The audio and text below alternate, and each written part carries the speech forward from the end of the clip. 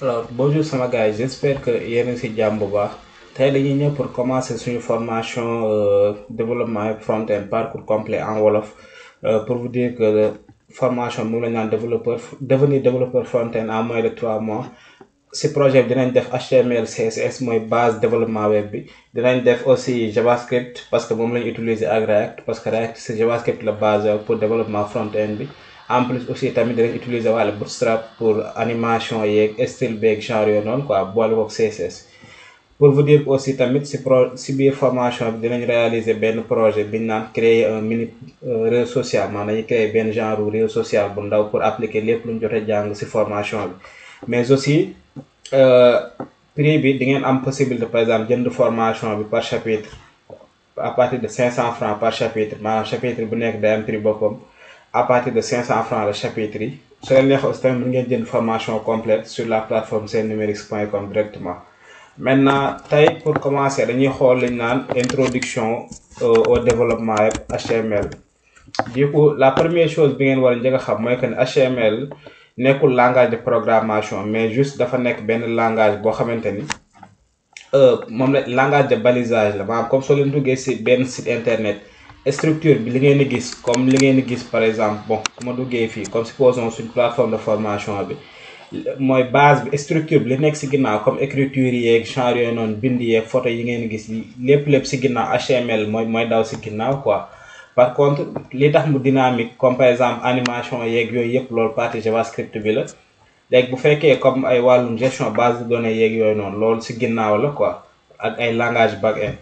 Maintenant pour commencer dañuy créer suñ premier fichier HTML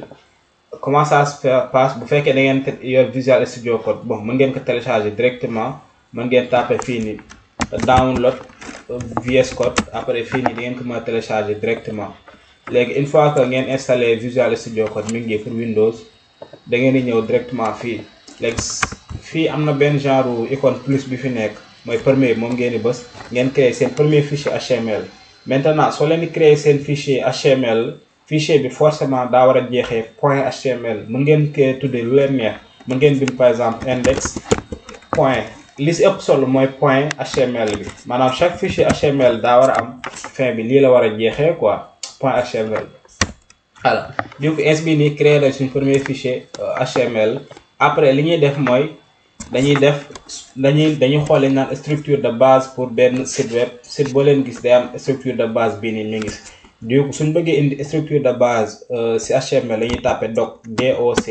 ñu bës entrée voilà léegi dina leen indi lii soo leen xoolee moom mooy structure de base maanaam es bii nii am nañ benn page HTML boo xamante ni page vide la parce que si biir amagul dara après tamit dinañ xool différents balises yi comme lu ñu naan luy balise comme yi ngeen gis nii par exemple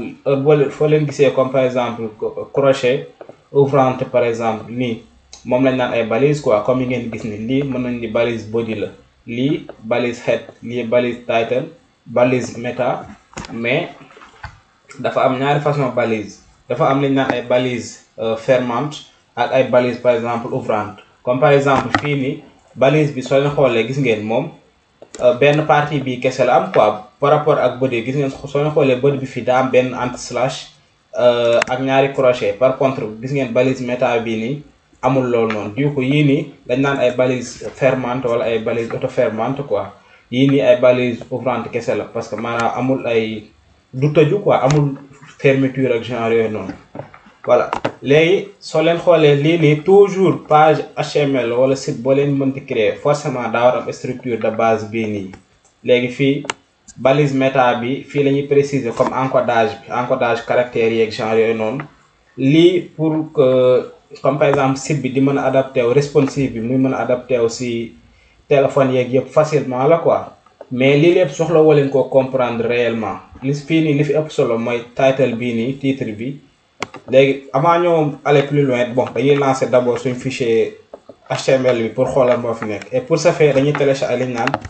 live server par exemple dañuy télécharger live server d'abord voilà mi ngi dañuy télécharger live server après ñu xaar installation bi en même temps aussi tamit ñu télécharger wala live preview gis ngeen si extension yi su côté bi ngeen ñëw ngeen tapé live server di ngeen fi gis live server bi si kaw ak live preview parce que lii moo ñu mën a permettre ñuy visualiser suñu ay fichier HTML quoi. léegi soo leen xoolee bu fekkee télécharger ngeen live server normalement su leen ñëwee am na benn icône boo leen gis fii nii si kaw fii mooy bii nii show preview bii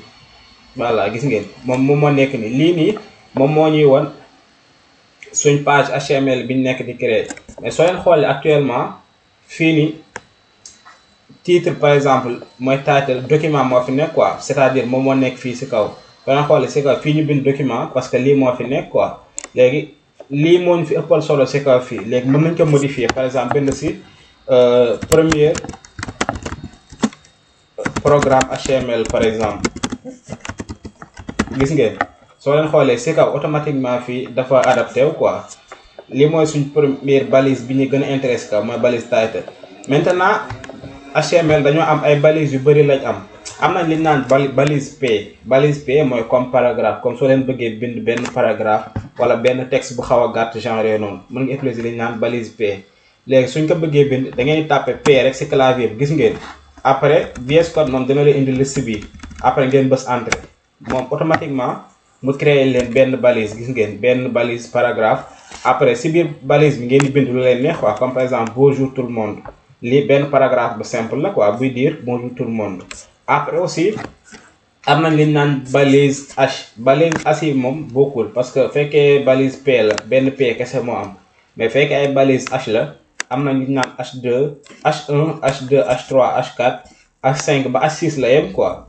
mais li ngeen si war a xam mooy que ni loolu ay balise titre la comme soo bëggee bind titre genre yooyu noonu quoi. maintenant balise yi li muy jóge H li muy gën di yéeg taille bi day gën di wàññeeku par exemple fii suppose ñu bëgg a bind H1 toujours dañuy tapé H1 rek bas entrée gis ngeen ñu daan ne je suis le titre gis ngeen principal par exemple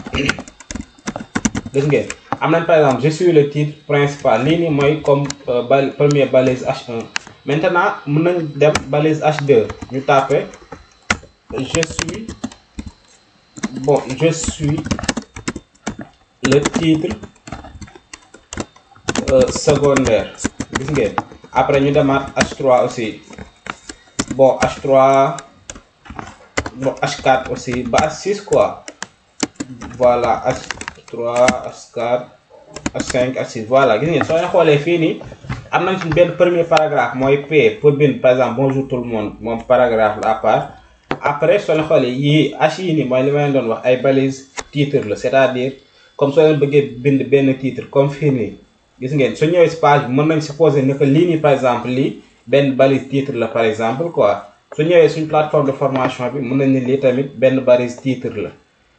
après ñu daan ne par exemple comme description lii nii ay P la quoi comme fii nii mën nañ ni par exemple lii nii benn H2 la wala H3 genre yooyu noonu quoi. léegi suñ ñëwaatee fii gis ngeen li ma leen doon wax maanaam soo leen seetloo bali H1 moo gën a rëy et li muy gën di yéeg H1 H6 bind yi tamit day gën di wàññeeku quoi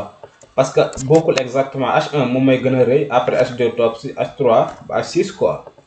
léegi après balise H yi am nañ tamit li ñu naan ay balise article tamit am na. balise article moom moo ñuy bind fekk par exemple da ngeen bëgg bind ay textes yu gudd quoi mën ngeen utiliser balise article directement moom bi même chose ngeen def voilà mi ngi léegi si biir mën ngeen bind par exemple comme soo bëggee bind ay textes yu gudd quoi ngeen bind par exemple je sais pas bonjour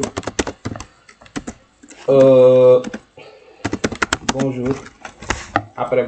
bonjour tout le monde après ñu copier-coller ko bonjour tout le monde. voilà lii ins bii nii gis ngeen lii par exemple pour bind ay kii la quoi comme suñ bëggee bind ay balise ay textes yu gudd ak genre yooyu noonu mais au final ñoom ñëpp a yem yëpp pour bind ay textes la quoi yooyu pour bind ay textes la am nañ tamit li ñu naan ay balise span aussi am na voilà am nañ balise span